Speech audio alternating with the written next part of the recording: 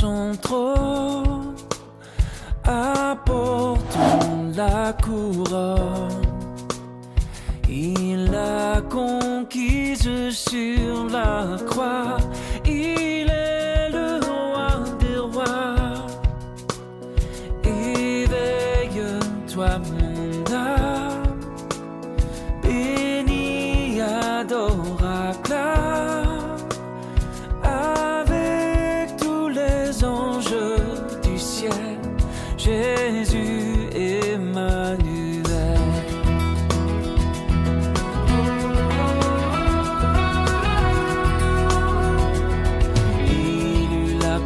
Pour trône, l'épine pour couronne, mais le Père a glorifié son Fils crucifié. Frères et sœurs, je demande de prêter attention à quelques annonces au sujet de la vie de l'Église à Maurice. Suite à la levée du confinement par les autorités, le comité de la fédération décide pour autoriser la réouverture des églises à Maurice. Toutefois, par rapport à la date précise de la réouverture, nous laissons le choix à chaque comité d'église locale pour décider. Et dans le comité d'église locale, on a le choix entre le samedi 13 juin ou le samedi 20 juin pour la réouverture des églises. Ce qui fait nous laisse ce choix tout simplement parce qu'il y a la liste de mesures sanitaires à mettre en place, particulièrement la distanciation sociale de 4 mètres carrés entre Bandimoun à l'intérieur et également dans la cour de l'église. Et pour certaines églises, ça ne peut pas faire rapidement, mais pour d'autres, peut-être ça vous prend un peu plus de temps. Donc ce sera à chaque église locale de décider de la date de l'ouverture, soit le 13 juin, sabbat prochain, ou au plus tard, le sabbat 20 juin. Deuxième annonce concernant la vie de l'Église, nous rappelons que la Fédération peut organiser un don de sang le mardi 9, c'est-à-dire ce mardi, de 9h30 à 14h dans la salle de jeunesse et des enfants de l'église de Beaubassin. Puisque ce sera en jour de semaine, l'envie encourage tous les membres d'église dans la mesure du possible qu'ils soient capables de venir sur place mardi à partir de 9h30 pour venir soutenir cet événement, venir donner 10 cents pour aider la banque de sang. Cette envie aussi venir donner un coup de main comme volontaire, ils sont capables de contacter les autres pasteurs pour inscrire les autres comme volontaires pour le don de sang. Cet après-midi, à 14h30, nous avons, comme d'habitude, le programme des enfants. Et aujourd'hui, ce sera à l'église de Bois-Rouge d'animer le programme des enfants. Et donc, mon envie de dire à mes parents et à mes enfants, voici la liste de matériel qu'ils ont besoin de prévoir pour les travaux pratiques de cet après-midi. De la colle, une paire de ciseaux, une règle, un crayon, un feutre noir, de la colle avec paillettes, une agrafeuse, du papier de différentes couleurs, un morceau de carton dur ou sinon une boîte de céréales et du ruban. On rappelle qu'ils sont capables de continuer et participer au service de fidélité, comme on le fait jusqu'à maintenant par voie électronique, transfert bancaire, juice, soit sur le compte direct de la fédération ou sinon le compte de l'église, des autres églises locales. Et nous rappelons les autres spécifiés quand on fait les virements, dîmes ou offrandes. Merci pour votre attention.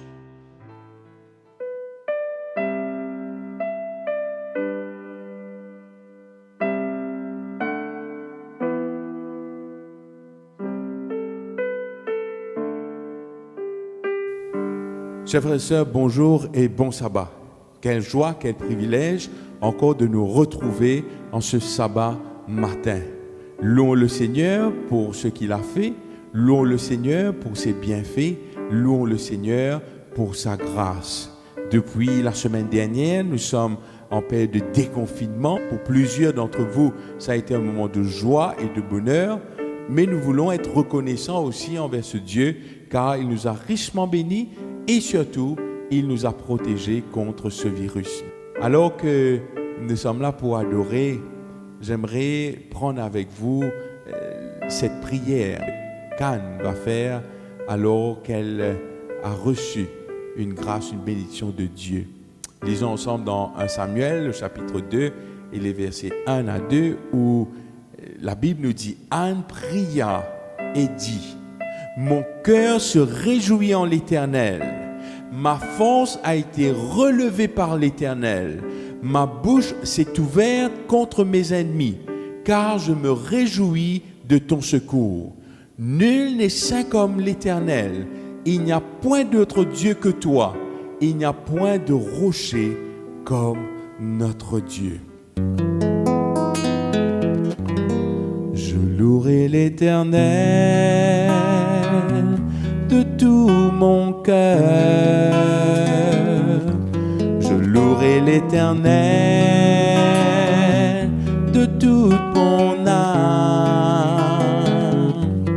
Je célébrerai ton nom, je proclamerai ta sainteté, je célébrerai ton nom, toi mon roi.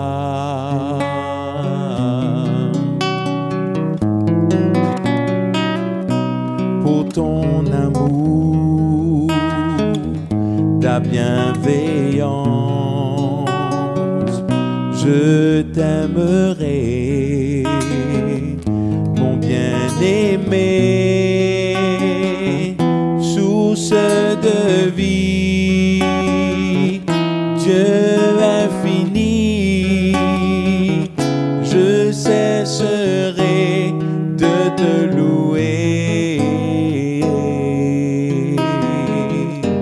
Je louerai l'Éternel de tout mon cœur.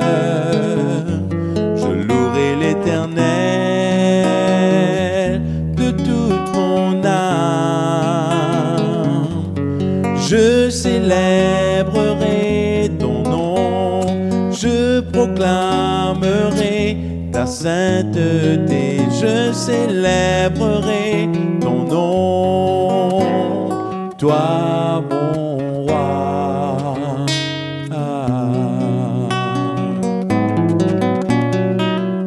Pour ton pardon et ton salut, je t'aimerai, Seigneur Jésus, ô Dieu fidèle, Emmanuel, mes mains s'élèvent pour t'exalter. Je louerai l'Éternel de tout mon cœur.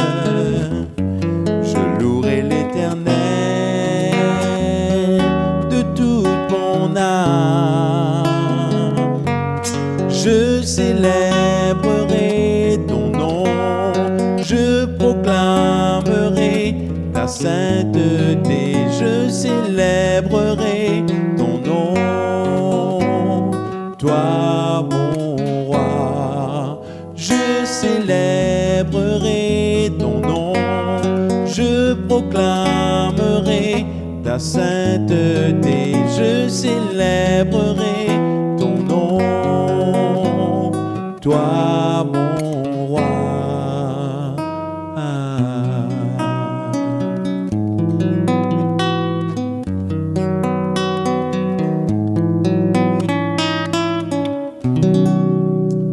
Dieu a été bon, Dieu a été fidèle envers nous. Et nous devons le louer pour toutes ses grâces et ses bienfaits.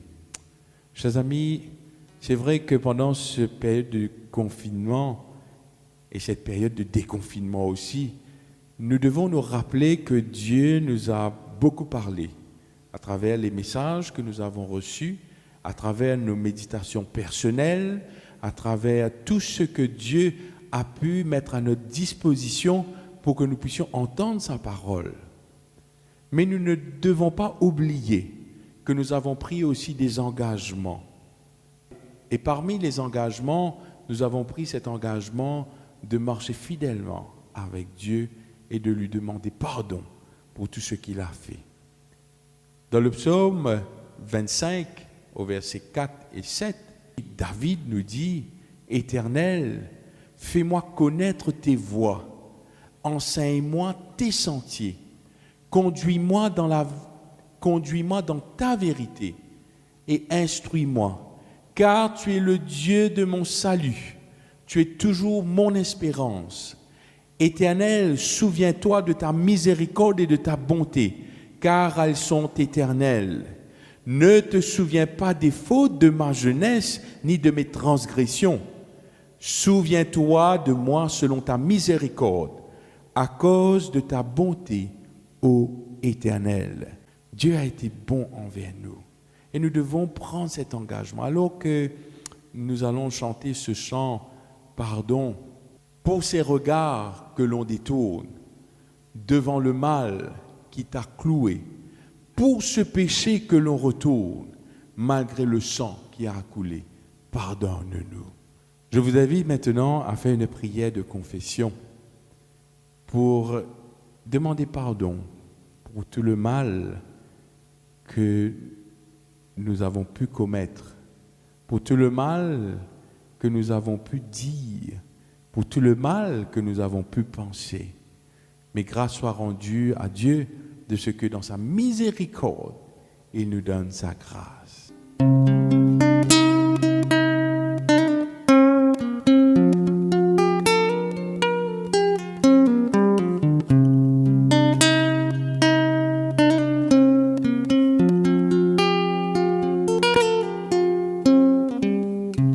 Pour ces regards que l'on détourne devant le mal qui t'a cloué, pour ce péché que l'on retourne, malgré le sang qui a coulé. Pardonne-nous.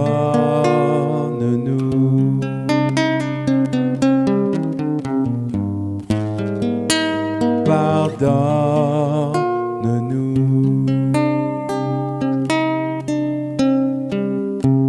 Pour chaque fois que notre bouche a condamné notre prochain, pour chaque fois que l'on se couche sur la colère que l'on retient, pardonne-nous.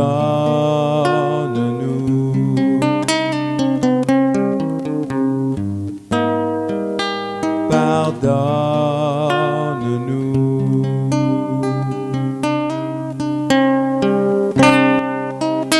Ce matin, Père éternel, nous nous approchons de toi avec un cœur qui demande à être purifié, un cœur qui peut-être a été souillé par ce que nous avons entendu, ce que nous avons vu. Mais nous voulons ce matin nous approcher de ta croix, car en Dieu, toi seul, as la capacité de nous purifier, de nous laver. Et aide-nous à marcher dans tes pas pour toujours faire ta volonté.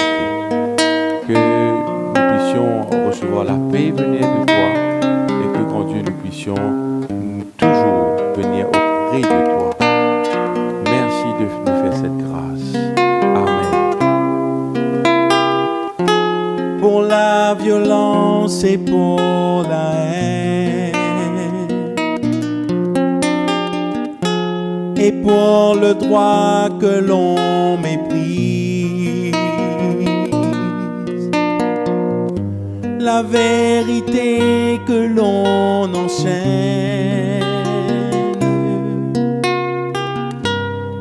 pour le silence de l'Église.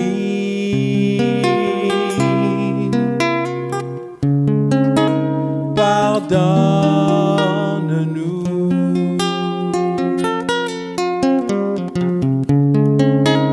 Pardonne-nous.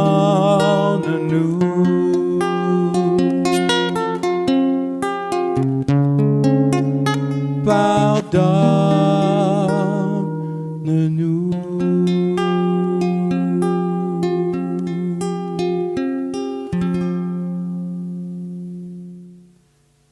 Nous sommes arrivés maintenant aux dîmes et aux offrandes.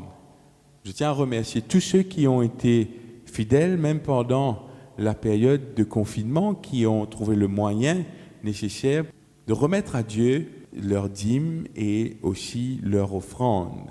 Alors que nous célébrons ce jour de sabbat, encore une fois, je vous invite à faire preuve de fidélité envers ce Dieu Tout-Puissant. Et il y a un cantique qu'on a l'habitude de chanter, qui se trouve au numéro 527. Et la première strophe de ce cantique nous dit « Quand le vol de la tempête vient assombrir ton ciel bleu, au lieu de baisser la tête, compte les bienfaits de Dieu. » Et j'aimerais vous dire que lorsque nous comptons les bienfaits de Dieu, nous allons voir que dans la balance, les bienfaits de Dieu sont plus que les bienfaits que nous n'avons pas reçus. Et c'est pour cette raison que nous devons continuellement être fidèles à ce Dieu, car dans les moindres petites choses, Dieu nous a richement bénis pendant cette période de confinement. Quand le vol de la tempête vient assombrir ton ciel bleu, au lieu de baisser la tête, compte les bienfaits de Dieu, compte les bienfaits de Dieu, mets-les tous devant tes yeux, tu verras en adorant combien le nombre en est grand. Quand sur la route glissante tu chancelles sous la croix, pense à cette main puissante qui t'a béni tant de fois. Compte les bienfaits de Dieu, mets-les tous devant tes yeux, tu verras en adorant combien le nombre en est grand. Si tu perds dans le voyage plus d'un cher et doux trésor, pense au divin héritage qui là-haut te reste encore. Compte les bienfaits de Dieu, mets-les tous devant tes yeux, tu verras en adorant combien le nombre en est grand. Bénis donc, bénis sans cesse ce Père qui chaque jour répand sur toi la richesse de son merveilleux amour. Compte les bienfaits de Dieu, mets-les tous devant tes yeux, tu verras en adorant combien le nombre en est grand. Ce matin, grand Dieu, encore une fois, nous voulons que tu bénisses nos dîmes et nos offrandes. Nous te remercions d'avoir été fidèle envers nous pendant cette période de confinement. Et merci de ce que très prochainement, nous allons pouvoir te louer librement à travers ces dîmes et ces offrandes, nous allons pouvoir t'apporter. Grand Dieu, que tu nous permets de toujours te louer, être reconnaissant envers toi, car même dans les situations difficiles, tu es présent, comme dans les bonnes situations aussi. Père, bénis-nous et bénis cet argent que nous t'offrons ce matin. Au nom de Jésus. Amen. Venez à moi, vous tous qui êtes fatigués et chargés, et je vous donnerai du repos. Matthieu chapitre 11, le verset 28. Ce texte, il y a une invitation que le Christ invite nous pour venir auprès de lui. Peu importe les problèmes qui te là, Jésus est la solution. Problème familial, problème professionnel, problème spirituel, et tant d'autres problèmes, même problème physique. Aucun problème pas trop grand qui monte capable pour toi la solution.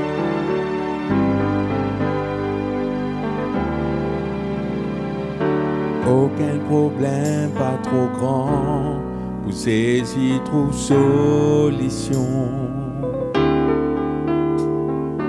Aucune montagne pas trop haute pour saisir cave monter. Aucun tempête trop violent pour saisir calmer. Aucun chagrin trop amer pour saisir consoler. Si l'instant est l'osso des épaules, fardeau les mondes entiers. Moi, me connais, les capables, soutenir moi tous les temps. Si l'instant est l'osso des épaules, fardeau l'humanité.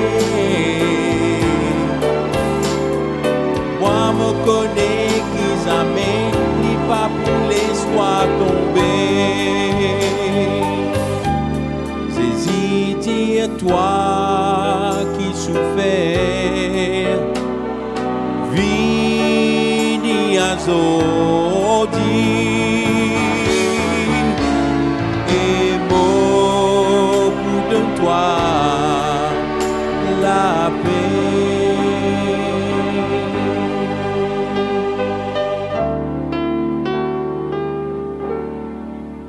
Aucun problème pas trop grand, vous saisissez trouve solution. Aucune montagne pas trop haute, vous saisissez qu'à monter. Aucune tempête trop violente, vous saisissez calmer. Aucun chagrin trop amer, vous saisissez consoler. Si l'instant est l'osso des épaules, fardeau les mondes entiers. Moi, me connais, les capables, soutenir moi tous les temps. Si l'instant est l'osso des épaules, fardeau l'humanité. Moi, me connais, qu'ils amènent, ni pas pour l'histoire tomber. If we carry the weight of the world upon his shoulders, I know my brother that he will carry you. If we carry the weight of the world upon his shoulders, I know my sister that he will carry you. I know my brother that he will carry you.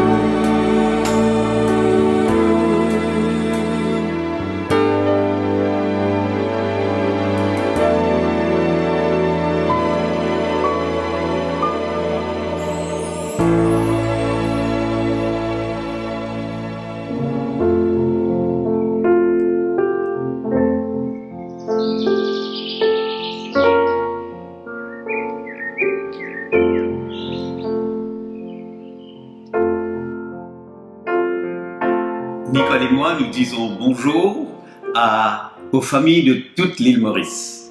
Aujourd'hui, le sabbat 6 juin, c'est la journée de prière de la famille organisée par l'Union de l'océan Indien. Je vous invite à la réunion de prière donc, qui aura lieu pour l'Hyporis de 5h moins le quart cet après-midi jusqu'à 5h30 cet après-midi. Et la Covid-19 est venue et s'en va sur la pointe des pieds. Nous pensons que c'est le moment de remercier Dieu d'avoir protégé notre pays de ce virus, de cette épidémie. Nous pensons que nous devons aussi demander à Dieu de donner de la sagesse et de l'intelligence à ceux qui nous gouvernent, aux autorités, pour qu'ils continuent à gérer la crise au mieux de la possibilité. Nous pensons qu'il faut aussi prier pour les familles qui ont perdu des êtres chers dans cette épidémie. Nous pensons que nous devons prier pour les familles qui ont perdu leur emploi pendant ce moment de confinement. Et nous pensons aussi qu'il faut prier pour ces squatters qui, pour l'instant, résident sous des tentes. C'est ainsi donc que je vais demander, pour une première prière, je vais demander à Nicole donc, de nous conduire dans la prière sur ces sujets que je viens de vous mentionner. Prions ensemble. Seigneur éternel, notre Dieu, nous voulons nous approcher de toi en cet instant et nous réclamons ton Esprit Saint parmi nous. Seigneur éternel, notre Dieu, nous voulons te remercier du plus profond de notre cœur d'avoir préservé, protégé notre pays Amen. Et nos familles de la COVID-19. Amen. Seigneur Jésus, nous te prions maintenant. Continue à donner de la sagesse et de l'intelligence au gouvernement pour prendre des décisions et pour gérer cette crise qui reste. Nous voulons te prier surtout pour les familles qui ont perdu leur emploi pendant cette période difficile. Seigneur, c'est une situation pas facile, mais tu trouveras une solution. Et nous pensons aussi à ces 10 familles qui ont été rudement éprouvées par le décès d'un être cher au sein de leur famille. Nous te prions aussi, Seigneur Jésus, pour ces familles qui vivent en ce moment sous des tentes squatteuses. Seigneur, la situation n'est pas facile et de là aussi, donne la sagesse à ceux qui sont concernés afin de trouver des solutions à leurs problèmes. Écoute notre prière que nous t'avons offerte, toutes ces requêtes de remerciement et de demande dans le beau nom de Jésus. Amen. Amen. Je sais qu'il y a des familles, nous savons qu'il y a des familles qui ont beaucoup souffert de cette situation où elles n'ont pas pu se rendre à l'église pour être ensemble en communauté, pour louer et bénir notre Dieu. Nous allons donc prier aussi dans ce sens et nous allons demander à Dieu de nous éclairer pour les arrangements, les décisions à prendre, les arrangements à faire pour la réouverture de nos églises tout en respectant les consignes sanitaires, les consignes de sécurité. Je demanderai encore à Nicole de nous conduire dans cette deuxième prière. Seigneur Jésus, c'est avec reconnaissance que nous avons appris que les églises vont rouvrir leurs portes, que Seigneur Jésus, ces règlements qui seront mis sur table puissent être pour l'épanouissement de notre fédération ici et surtout que nous puissions retourner dans nos lieux de prière avec beaucoup de discipline en respectant les protocoles établis par notre gouvernement. Et merci déjà pour ce que tu feras dans ce sens, pour que notre Église puisse être un exemple, nos églises soient des exemples au sein de ce pays. Au nom de Jésus. Amen. Amen. Le Seigneur Jésus veut dire quelque chose à nos familles de l'île Maurice. Au fait, il veut nous dire 3 choses. La première, vous êtes mes familles, vous êtes mon peuple, vous êtes mes enfants et je vous aime. La deuxième chose qu'il veut nous faire comprendre, c'est que c'est un moment de réveil, c'est un moment de prise de conscience et il veut nous rassembler et il veut consolider nos familles. Et la troisième chose que Jésus nous dit, regardez, ouvrez vos yeux. Le monde vit un moment difficile. C'est en quelque sorte, pour employer un jargon de la famille, c'est en quelque sorte le commencement des douleurs de l'enfantement. En quelque sorte, c'est le compte à rebours qui a commencé. Et je veux vous rassembler, toutes mes familles, je veux vous rassembler pour le grand rendez-vous de l'éternité. Et il y a une de nos sœurs, une mère de famille, qui nous disait ceci: je bénis Dieu pour le confinement. Et alors, on était un peu étonnés, on lui a dit, mais pourquoi? Alors, elle a rendu son témoignage en disant ceci: depuis 17 ans, mon mari et moi et mes enfants, nous n'avons jamais connu le culte de famille. Mais pendant ces quelques semaines, nous avons repris l'habitude d'être ensemble et de prier ensemble. Nous allons maintenant, pour terminer, prier précisément pour nos familles. Notre Dieu, notre Père, nous voulons te prier pour la cohésion de nos couples au sein de nos familles. Nous voulons te prier pour la croissance spirituelle de nos familles. Permets, Seigneur, que les habitudes prises au cours de ce moment de confinement puissent continuer, puissent être soutenables dans le temps, et qu'ainsi tu puisses bénir toutes tes familles. Je te recommande aussi les familles où il y a des malades. C'est une source de stress devant l'inconnu. Nous voulons, Seigneur, les placer à tes pieds en cet instant. Et nous te prions pour toutes les familles de notre communauté, pour que tu les aides, Seigneur, à développer l'habitude de cette conversation matinale, de cette consécration quotidienne à toi, à travers le culte de famille, à travers la prière du culte de famille, parce que c'est le secret, c'est la clé que tu veux donner à tous tes enfants, à toutes tes familles, la clé de l'éternité. Notre Dieu, notre Père, fais que toutes les familles de notre communauté sortent de ce moment de confinement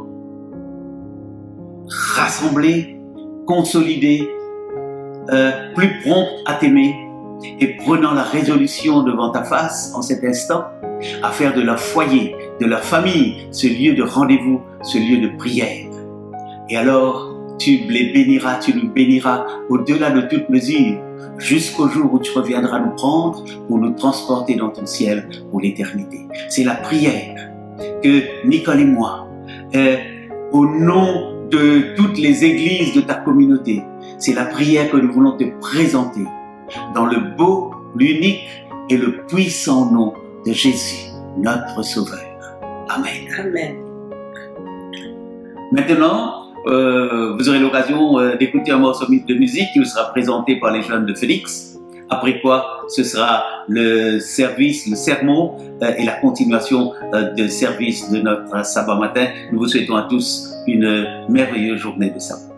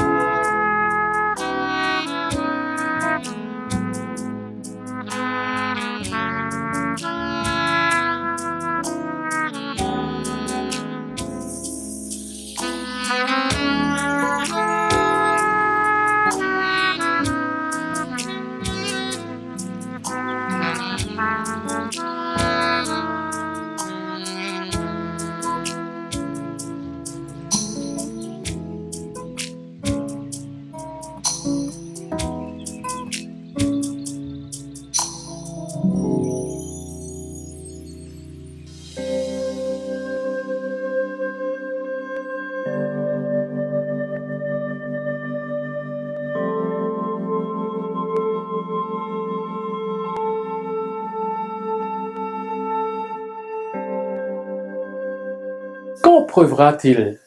Une question parue sur le journal Le Monde par Laurent Girard tout récemment. Sur le journal, comme à la une, le rédacteur rapporte les plaintes des éleveurs, agriculteurs et viticulteurs, ceux qui font de la plantation de la vigne. Ils comptent les jours, comme tous les ans, pour attendre la pluie qui doit mûrir la récolte avant la moisson. Un agriculteur européen, d'ailleurs, se plaint sur ce même journal, disant « Nous sommes très inquiets, l'herbe ressemble à un paillasson, à chaque année, on vit la sécheresse. » Qu'en est-il de la sécheresse spirituelle? Chers frères et sœurs, avec cette question, je vous transmets à tous et à toutes les cordiales bienvenus et bon sabbat. Et avant de répondre à cette question, nous allons prier. Prions. Notre Dieu, notre Père, alors que nous allons étudier ta parole, nous te demandons, Seigneur, de nous diriger selon ton Esprit Saint et de permettre à ce que seulement ta volonté soit faite, ta volonté soit dite pour ta seule gloire, au nom de Jésus. Amen. Bien souvent, nous faisons des grands efforts d'évangélisation, mais nous moissonnons très peu de fruits. Apocalypse chapitre 18 et le verset 1er nous dit « Après cela, je vis descendre du ciel un autre ange qui avait une grande autorité et la terre fut éclairée de sa gloire. La chute de Babylone, annoncée avec une voix forte, est une grande autorité par un ange qui nous est dit ici. » Alors le message de cet ange est associé avec le message du troisième ange dans Apocalypse chapitre 14. Voilà ce que le livre Premiers Écrits nous dit à la page 277. L'œuvre de cet ange vient seconder l'œuvre du troisième message au moment où sa proclamation devient un grand cri. Nous nous identifions comme être les trois anges accomplissant la mission dans Apocalypse chapitre 14, n'est-ce pas? Mais qu'en est-il du quatrième ange dans Apocalypse chapitre 18?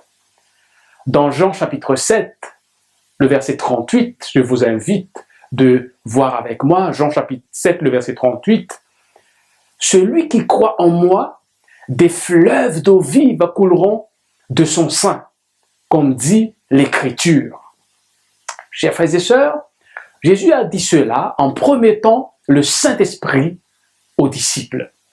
Au fait, quand il dit « des fleuves d'eau vive couleront de son sein » comme dit l'Écriture, le mot « fleuve » nous vient d'un mot grec « potamos » qui veut dire un courant, une rivière, un fleuve, un torrent, des flots. Et la racine de ce mot « fleuve » vient du même, un mot grec, bien entendu toujours, qui est le pino, qui signifie boire, et au sens figuré, c'est comme recevoir dans l'âme ce qui sert à la rafraîchir, à la fortifier, à la nourrir jusqu'à la vie éternelle. Ce qui fait que, pour comprendre mieux ce que Jésus veut en venir dans Jean chapitre 7, verset 38, nous pouvons essayer de paraphraser selon la signification, comme quoi celui qui croit en moi, disait Jésus, eh bien, de l'eau jaillira de lui-même, d'eau vive couleront de son sein jusqu'à la vie éternelle. Extraordinaire, n'est-ce pas? Dans Ézéchiel chapitre 47, dont je vous invite de tourner, de voir la Bible avec moi, Ézéchiel chapitre 47, qui va nous apporter un peu plus de lumière, justement, sur cet aspect. Alors, Ézéchiel chapitre 47, nous commençons la lecture à partir du verset 1er. Ézéchiel, avant d'être prophète, fut prêtre. Et tout comme le monde, il fut déporté à Babylone et a reçu une vision d'un temple. Mais le temple était déjà détruit. Mais de quel temple parle-t-on? Il s'agissait sûrement de notre temple. Alors, je vous invite de voir avec moi le verset 1er et le verset 2 dans Ézéchiel chapitre 47. Je ferai la lecture au nom de Jésus. Il me ramena vers la porte de la maison, et voici de l'eau sortait sous le seuil de la maison, à l'orient, car la face de la maison était à l'orient. L'eau descendait sous le côté droit de la maison au midi de l'autel. Il me conduisit par le chemin de la porte septentrionale, et il me fit faire le tour par dehors, jusqu'à l'extérieur de la porte orientale, et voici l'eau coulait du côté droit. Le verset 3 jusqu'au verset 5, nous continuons la lecture et essayons de comprendre un peu plus ce que la parole de Dieu veut à nous dire. Le verset 3 maintenant. Lorsque l'homme s'avança vers l'Orient, il avait dans la main un cordeau et il mesura 1000 coudées. Il me fit traverser l'eau et j'avais de l'eau jusqu'aux chevilles. Il mesura encore 1000 coudées et me fit traverser l'eau et j'avais de l'eau jusqu'aux genoux. Il mesura encore 1000 coudées et je me fis traverser et j'avais de l'eau jusqu'aux reins. Il mesura encore 1000 coudées. C'était un torrent que je ne pouvais traverser car l'eau était si profonde qu'il fallait y nager. C'était un torrent qu'on ne pouvait traverser. Chers frères et sœurs, nous voyons bien comment cette eau qui commence par une goutte et qui commence à couler et qui va monter jusqu'aux chevilles, jusqu'aux genoux, jusqu'aux reins, jusqu'à ce que ça devienne un torrent et que tellement l'eau était grande et qu'il fallait nager pour y traverser. Et la maison dont on parle ici, au fait, c'est le temple. On commence par la porte, le dessous du seuil de la porte. Il y a de l'eau qui coule du côté de l'est. Comme dans le temple, la porte est toujours à l'est. Donc nous pouvons constater cela à travers l'image. Mais le verset 6 à 8 nous donne une information intéressante. Le verset 6 jusqu'au verset 8. Il me dit, as-tu vu, fils de l'homme? Et il me ramena au bord du torrent. Le verset 7. Quand il m'eut ramené, voici, il y avait sur le bord du torrent beaucoup d'arbres de chaque côté. Il me dit, cette eau coulera vers le district oriental, descendra dans la plaine et entrera dans la mer. Lorsqu'elle se sera jetée dans la mer, les eaux de la mer deviendront saines. Jérusalem est environ à 200 mètres d'altitude par rapport au niveau de la mer. Ici, il est question d'aller vers la mer qui est plutôt à l'est, c'est-à-dire vers la mer Morte, 400 mètres en dessous de la mer Morte. Donc, ça doit faire une cascade d'environ, au total, 600 mètres. Le mot plaine ici veut dire désert ou en hébreu, Araba, un endroit aride effectivement, ce qu'on a dans cet endroit depuis toujours, n'est-ce pas? Alors au verset 9, cette fois-ci nous allons aller un peu plus loin, jusqu'au verset 12, je vous invite toujours de voir avec moi, Ézéchiel chapitre 47, le verset 9 cette fois-ci, et nous poursuivons la lecture jusqu'au verset 12. Tout être vivant qui se meut vivra partout où le torrent coulera. Et il y aura une grande quantité de poissons, car là où cette eau arrivera, les eaux deviendront saines, et tout vivra partout où parviendra le torrent. Des pêcheurs se tiendront sur ses bords, Depuis En-Gedi jusqu'à En-Eglaïm, on entendra les filets. Il y aura des poissons de diverses espèces, comme les poissons de la grande mer, et ils seront très nombreux. Le verset 11, ces marais et ces fosses ne seront point assainis, ils seront abandonnés au sel. Et le verset 12 nous dit, sur le torrent, sur ses bords, de chaque côté, croîtront toutes sortes d'arbres fruitiers. Leur feuillage ne se flétrira point, et leurs fruits n'auront point de fin. Ils mûriront tous les mois, parce que les os sortiront du sanctuaire. Leurs fruits serviront de nourriture, et leurs feuilles de remède. Extraordinaire. C'est tout simplement, chers amis, l'image dont nous avons ici est impressionnante. Une fuite d'eau sortant du sanctuaire qui va faire une cascade d'environ 600 mètres jusqu'à la mer morte. S'il arrive dans la mer morte, la mer orientale, tout commence à revivre. On sait que rien ne vit dans la mer morte. Tous les poissons qui descendent du Jourdain et qui arrivent dans la mer morte meurent automatiquement. Comme son nom l'indique, rien ne vit dedans. Tout est mort là-dedans. Le seul intérêt, c'est qu'on flotte quand on y nage. On peut même lire un journal.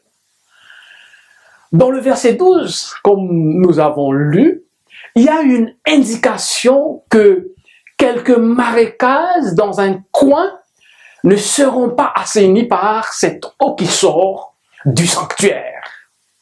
Chers frères et sœurs, dans Jean chapitre 4, nous avons la rencontre avec la Samaritaine. Au verset 14, la parole de Dieu nous dit, « Mais celui qui boira de l'eau que je lui donnerai n'aura jamais soif. Et l'eau que je lui donnerai, Dieu viendra en lui une source d'eau qui jaillira jusque dans la vie éternelle. » L'eau dont on parle ici nous parle de l'action du Saint-Esprit. Ici, Jésus veut tout simplement communiquer que le message de l'Évangile apporte un breuvage intarissable de par l'action du Saint-Esprit.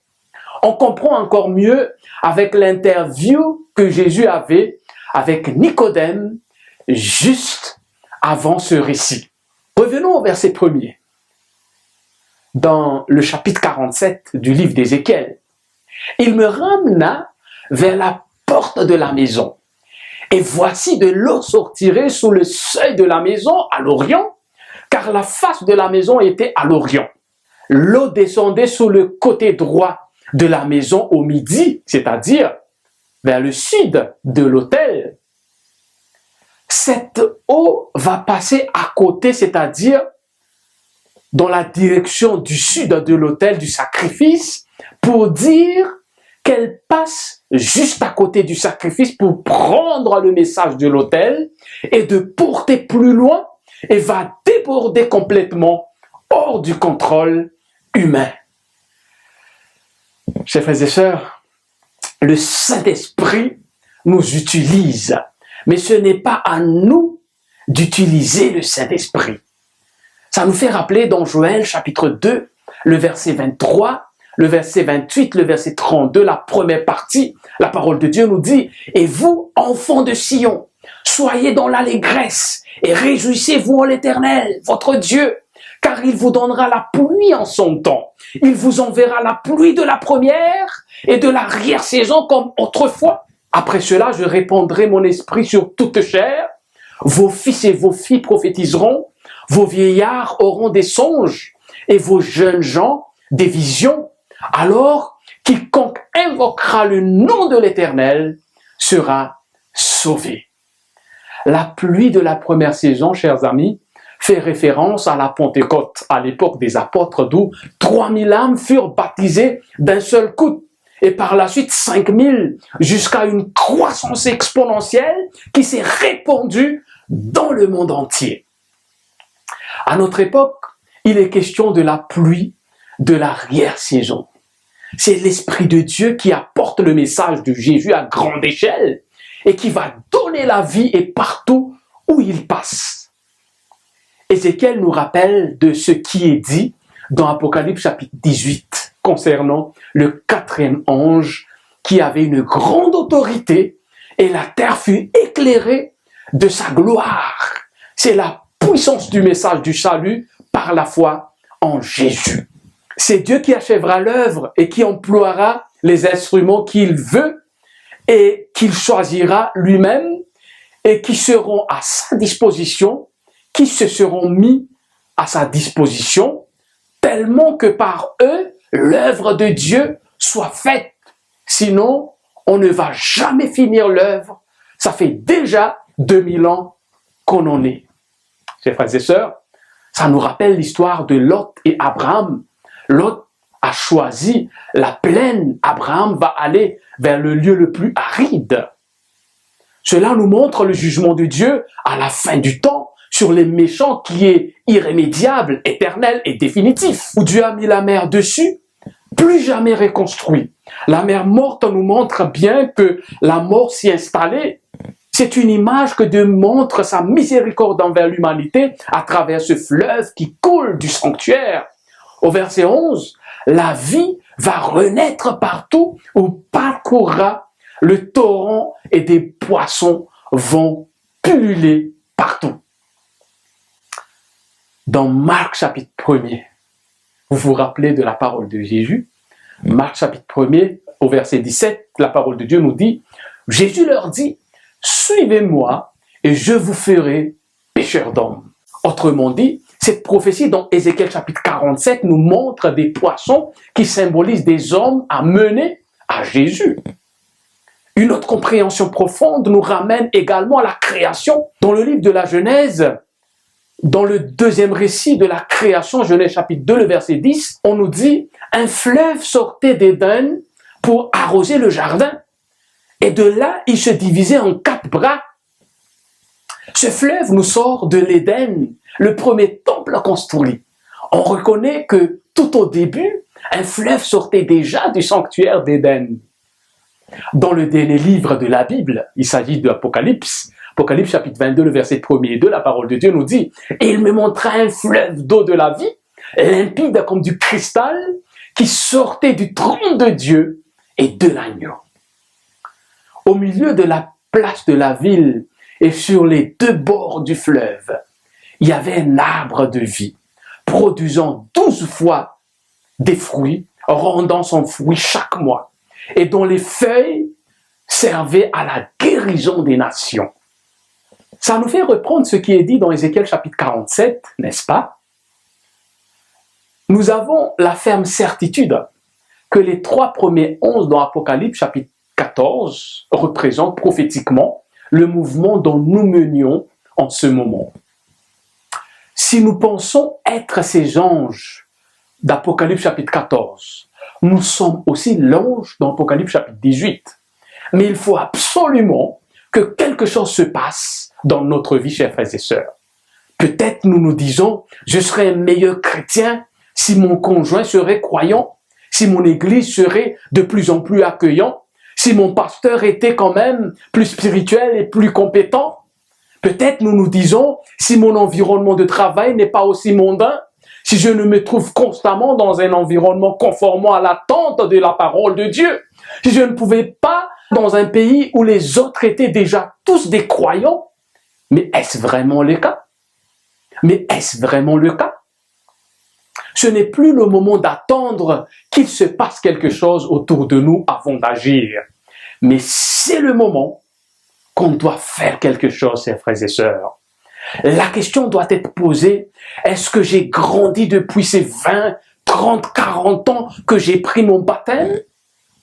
On peut aussi poser la question autrement, car il y a parmi nous qui ont gardé encore de l'amertume, de la colère, qui ont gardé des dépendances, qui ont gardé de l'arrogance, qui ont gardé ce désir de contrôler. Il y a encore parmi nous qui ont ce désir mondain, il y a encore parmi nous qui font des critiques.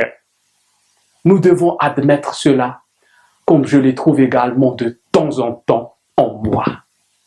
il est temps de faire de l'évaluation pour voir si nous avons réellement grandi spirituellement.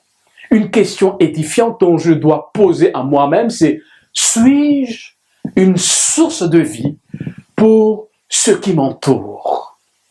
Chers frères et sœurs, est-ce que je suis moi-même participant de ce fleuve qui assainit partout où il passe?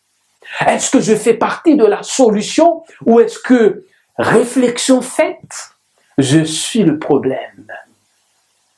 Évidemment, quand on réfléchit, le problème, c'est toujours les autres. Mais réflexion faite, peut-être les autres sont bien au clair sur cette situation. Mais est-ce que je fais partie de la solution assainie ou est-ce que je fais partie des problèmes qui font mourir? Mes frères et sœurs, je peux être la solution, celui qui porte des fruits par la grâce de Dieu. Mais ça peut être aussi, après un moment de réveil ou d'épreuve, mais après quelque temps, est-ce que je serai le même dans cette direction continue de façon constante? Celui qui continue à grandir en Christ, lorsque la pluie de l'arrière-saison tombe, selon Ézéchiel 47, l'assainissement n'aura pas de fin en lui et de par son existence. Nous sommes invités à partager cette source intarissable aux autres, à être un remède pour les autres. Dans Jérémie chapitre 17, alors que nous arrivons presque à la fin du message, le verset 7 et 8, Jérémie 17, verset 7 et 8, la parole de Dieu nous dit: « Béni soit l'homme qui se confie dans l'Éternel, et dans l'Éternel est l'espérance. Il est comme un arbre planté près des eaux et qui étend ses racines vers le courant. Il n'aperçoit point la chaleur quand elle vient, et son feuillage reste vert. Dans l'année de la sécheresse, il n'a point de crainte et il ne cesse de porter de fruits. » C'est ce que nous devons être, chers frères et sœurs, par la grâce de Dieu. La sœur Ouette nous dit dans le livre Les événements de derniers jours, paragraphe 697. Nous devons remédier à nos défauts de caractère et purifier le temple de l'âme de toute souillure. Alors la pluie de l'arrière-saison tombera sur nous, tout comme la première pluie est tombée sur les disciples au jour de la Pentecôte. Chers frères et sœurs, il y a une œuvre importante à faire, que nous pouvons faire dès maintenant dans notre vie, dans la dimension de la Pentecôte. Le Seigneur a un grand plan pour l'accomplissement de l'œuvre sur terre. Finalement, c'est à moi de savoir si je veux être participant de cette œuvre ou pas.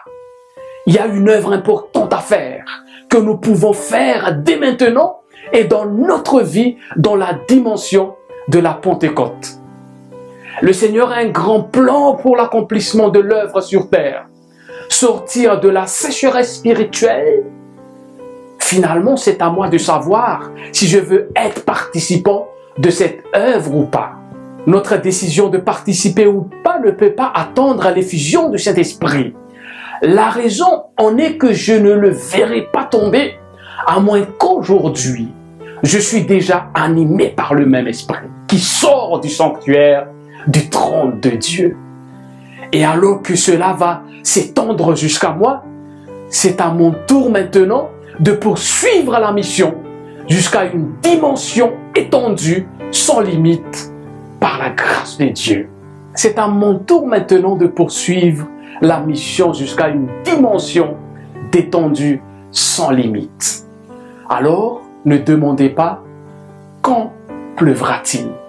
Ne dites pas quand la pluie de la saison sera tombée sur mon Église. Nous allons prier. Notre Dieu, notre Père, avec le message qui nous interpelle de l'effusion du Saint-Esprit, dont nous pouvons déjà prendre goût dès maintenant, comme les disciples au premier siècle lors de la Pentecôte. Nous voulons, Seigneur, implorer avant toute chose ton pardon divin. Si toutefois, dans le passé, nous t'avons offensé, nous avons offensé nos semblables, nous avons manqué à accomplir les œuvres que tu nous as confiées. Seigneur, à partir de maintenant, nous voulons vraiment être tes envoyés. Nous voulons être ceux qui accomplissent le message des 4e anges, qui se préparent et qui vont préparer des âmes à te rencontrer.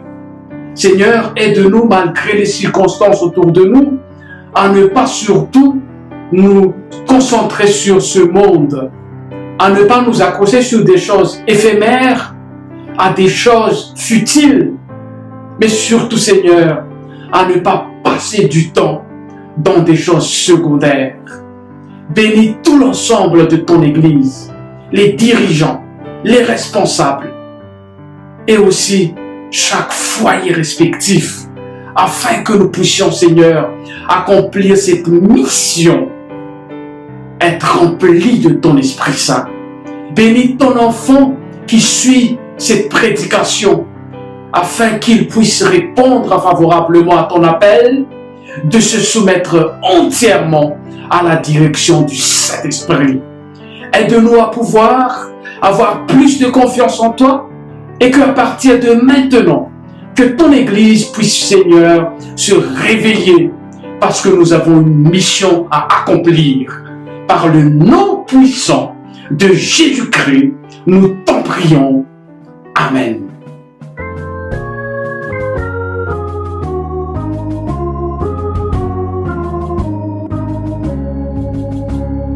Il va bientôt venir, gloire, gloire à Jésus. Dans le ciel, il veut réunir ses bien-aimés élus. Levons en haut les yeux, tressaillons de bonheur. Il vient sublime et glorieux, le grand libérateur. Il va bientôt venir, gloire, gloire à Jésus. Toutes nos douleurs vont finir, le mal ne sera plus. La mort disparaîtra à la voix du Sauveur. Quand pour toujours il reviendra, le grand libérateur. Il va bientôt venir, gloire, gloire à Jésus. Sur la nuit, il va resplendir, frères, ne craignons plus. Levons, levons les yeux, voici